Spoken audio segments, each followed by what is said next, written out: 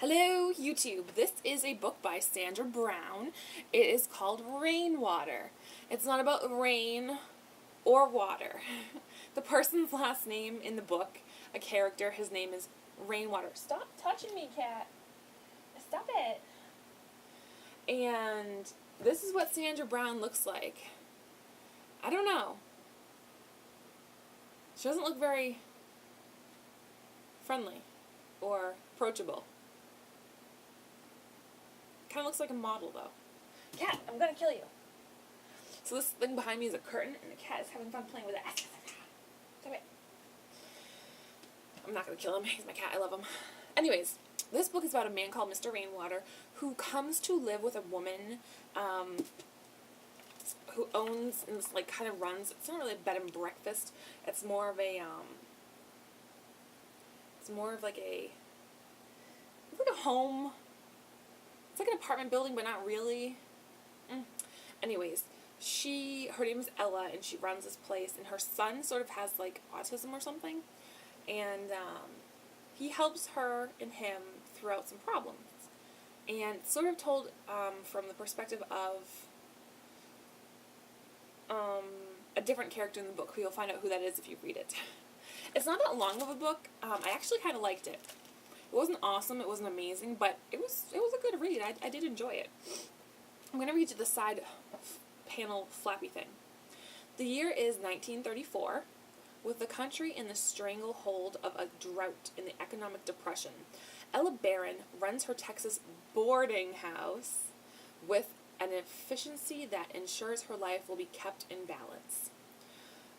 Between chores of cooking and cleaning for her residents, she cares for her 10-year-old son, Solly, a sweet but challenging child whose misunderstood behavior finds Ella on the receiving end of pity and suspicion.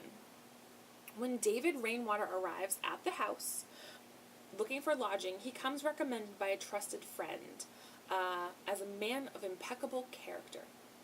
But Ella senses that admitting Mr. Rainwater will bring about some unsettling changes. However, times are hard, and in order to make ends meet, Ella's house must remain 100% occupied. So, Mr. Rainwater moves into her house and impacts her life in ways Ella could never have foreseen. The changes are echoed by the turbulence beyond the house walls.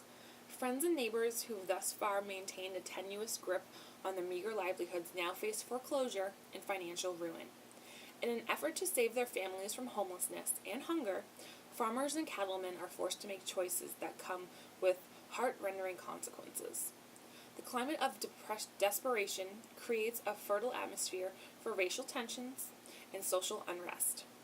Conrad Ellis, privileged and spoiled, and Ella's nemesis since childhood, steps into this arena of teeming hostility to exact his vengeance and demonstrate the extent of his blind hatred and unlimited cruelty. He and his gang of hoodlums come to embody the rule of law, and no one in Gilead, Texas is safe, particularly Ella and Solly. In this hotbed of uncertainty, Ella finds Mr. Rainwater a calming presence. She is moved by the kindness he shows other boarders, and Solly, and Ella herself. Slowly she begins to rely on his soft-spokenness, his restraint, and the steely resolve of his convictions.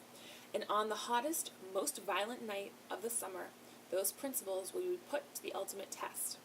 From acclaimed best-selling author Sandra Brown comes a powerfully moving novel celebrating the largest and foresight of great bygone generation.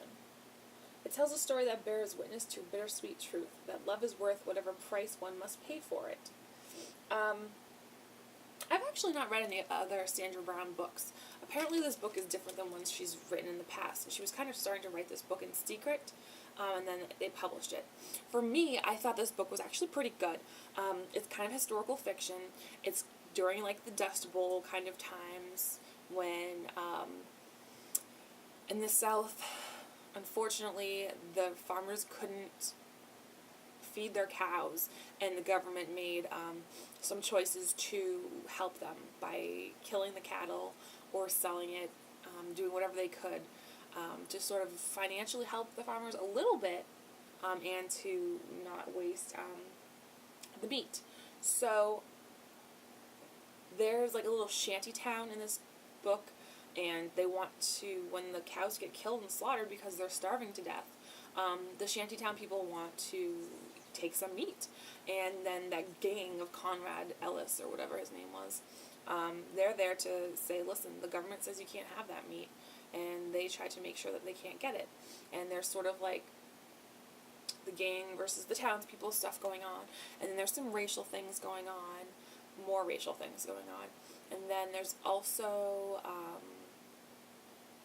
Solly, the young boy in the book who sort of started showing signs of like autism type.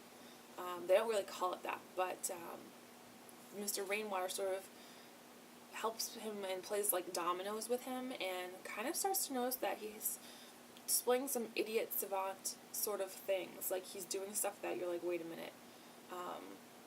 Like in the movie Rain Man, you're like, how do you know to do that kind of stuff? So it gets interesting. And the end has a cute twist that I really enjoyed. So I would recommend this book to other people, actually. A lot of books I don't, but this is one that's not too long of a read, and it has characters that you get to know, and the descriptions are good, and I feel like the story runs very well. So, yeah. I would recommend Rainwater to anyone who is looking for a good read. Thank you for watching my videos. I appreciate you subscribing. I appreciate the comments. And I do look forward to sharing more with you very soon.